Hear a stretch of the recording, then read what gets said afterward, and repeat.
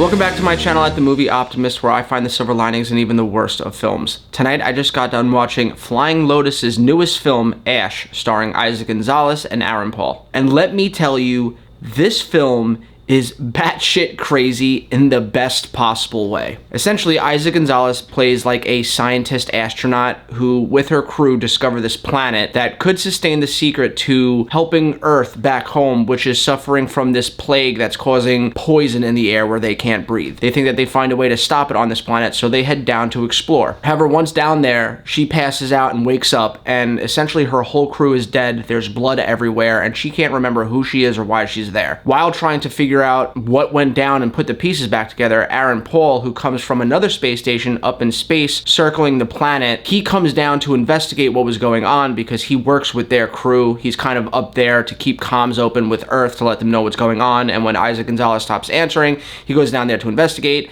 finds the bloodshed, and together they try and piece together what happened. All the while, they wait for the planets to line back up so they can escape the planet and get back to the safe ship up in space, which is something they need to do. They need to wait for like the planets to align for the gravity to whatever, scientific mumbo jumbo. But while they're waiting for this to happen, they learn that there is an alien creature on the ship trying to hunt them down and kill them. This movie very much so feels like if Event Horizon had sex with The Thing and the video game Dead Space and it had a baby, because that's exactly what this movie is. It is so hard to conceptualize into words exactly what the overall tone of this film is. It's really those three things. And if you haven't seen any of those, essentially, Dead Space is a video game where you play a character that wakes up on a spaceship that's been overrun with monsters, everyone's dead, and you have to fight your way off. The Thing is a John Carpenter film, which is also a remake of a very old film, where essentially there's an alien taking over human bodies, and you can't tell which person is real, which person is still alive and like a fully functioning human, and which one is an alien in disguise, and Kurt Russell has to kind of try and figure out who is secretly an alien and not actually human and kill them. And Event Horizon is about, I haven't seen it in a long time, so I might butcher the overall plot synopsis of this here, but it's about a bunch of like scientists that go to this abandoned spaceship that like flew too close to this like suspect planet, and upon getting on the ship to investigate what happened to all the people on board because they all went missing, all of the main characters start descending into madness and hell and essentially going crazy and killing each other. Now you take all those three concepts and you put them together, and that's this movie. This movie gets really trippy when Eiza Gonzalez is like going mad. She doesn't know if she could trust this Aaron Paul character. She doesn't know if he's real, if he's human, if he's an alien, if he's a figment of her imagination. She's struggling to figure out who she is as a character, and it makes for this really terrifying atmosphere where, like, again, you don't know if she's a reliable narrator. You don't know if what she's seeing is true, and together you're trying to piece everything together with her, and it makes for a very claustrophobic environment. Now, this movie is a super small budget. I don't mean by necessarily Hollywood standards, where like some movies get like a $20 million budget, like Wolfman or Invisible Man.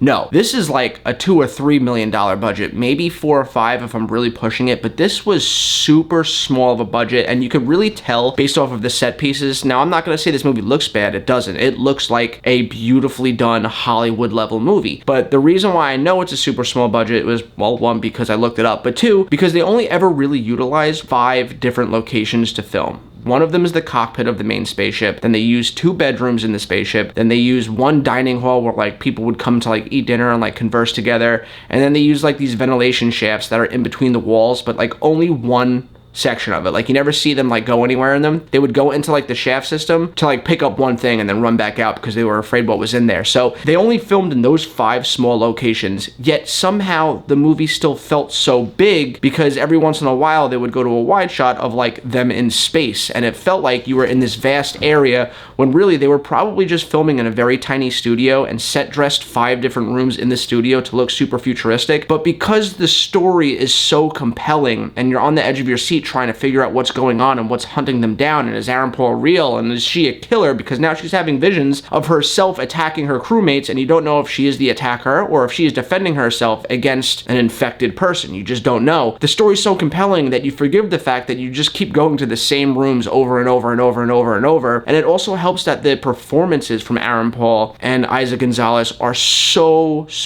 compelling here. They did such a good job. You could tell that this was a passion project. This is something that Flying Flying Lotus, who is predominantly a composer. He makes a lot of music for movies. He doesn't normally do directing or cinematography, but he really wanted to tell this story, and he produced this himself. He got the funds for it himself. He didn't have a lot of money to offer Aaron Paul and Isaac Gonzalez, who, by no stretch of the imagination, they're not A-list actors that are getting predominant starring roles in huge blockbusters, but they're not nobodies either that you usually see on Shudder. This is a Shudder project, a bigger production Shudder project than you're normally used to seeing if you ever watch stuff on their streaming service, but they clearly did it because they love this script, and I totally get why. It was a lot of fun. It pushed them both in terms of acting. These were definitely roles I have not seen either of them in before. Aaron Paul isn't in it as much as Isla Gonzalez, but she is the heart and soul of this film. You're with her 100% of the time, and she portrays a wide range of emotions, whether it's fearful, going crazy, getting surgery on herself while she's still alive and having to pull off this like realistic, painful performance, to a certifiable badass, because like I said, this movie harpens back to Event Horizon, whereas when she's going crazy, she doesn't know what's real and what isn't. They use a lot of like special effects with that, like almost like she's looking through like kaleidoscopes and like watercolors and things are melting. There's a lot of haunting imagery of her crewmates like essentially like melting and their faces breaking open and like these creatures coming out of them that's really haunting. Then it jumps into the Thing, where essentially you don't know what's real and what isn't. Is this person really a human being, or is it an alien in disguise? And then it jumps to Dead Space, where at the end of this film, the final showdown that she has with the final boss, if you will, is straight out of Dead Space. Like, I felt like I was watching a live action Dead Space come to life between the weapons,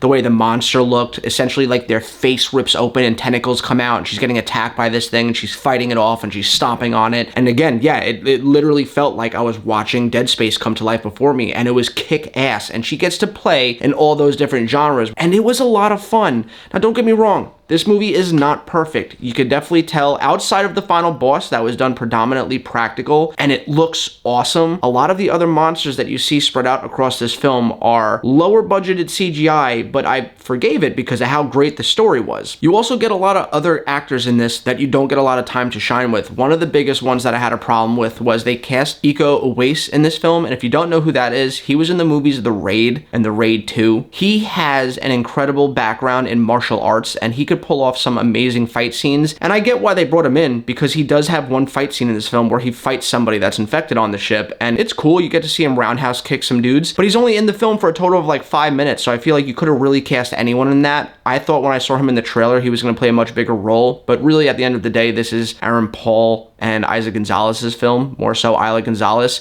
but it was a little disappointing seeing how underutilized he was. But outside of those two gripes, like some shoddy CGI and a lack of Iko Uwais, I really loved this movie. This was a big swing, and I think it landed. I mean, it's clearly a passion project. You could feel the love put behind it. If you love sci-fi, if you love horror, if you love body horror, if you love extreme violence and murder mysteries and awesome monster character designs with practical effects, you're gonna like this movie. I can't recommend it enough. We live in a world where we're constantly overrun with superheroes and lightsabers and big blockbuster mob movies. It's so rare that we get good science fiction horror films outside of the Alien franchise that's still chugging along. And don't get me wrong, I loved Alien Romulus. Alien Romulus, this is not. That had like a $60 million budget. This has like a $5 million budget. So you don't get as much creature feature as you do in an Alien Romulus, but it's still super effective for what it is. This makes for a wildly enjoyable time at the movies. I cannot recommend this enough. Please go out and support movies like this so we get more of them. Anyway, guys, let me know what you guys think in the comments down below. Did I give you a reason to go out and see this movie this weekend? Did you even know it existed? I didn't until a couple weeks ago, but I got an advanced screening to go and see it, and I got to see a live Q&A with the cast and crew about what went into making this movie, and you could just see the passion behind it. Let's talk about it in the comments down below, and as always, guys, I hope you have a great rest of your week, and I'll catch you next time.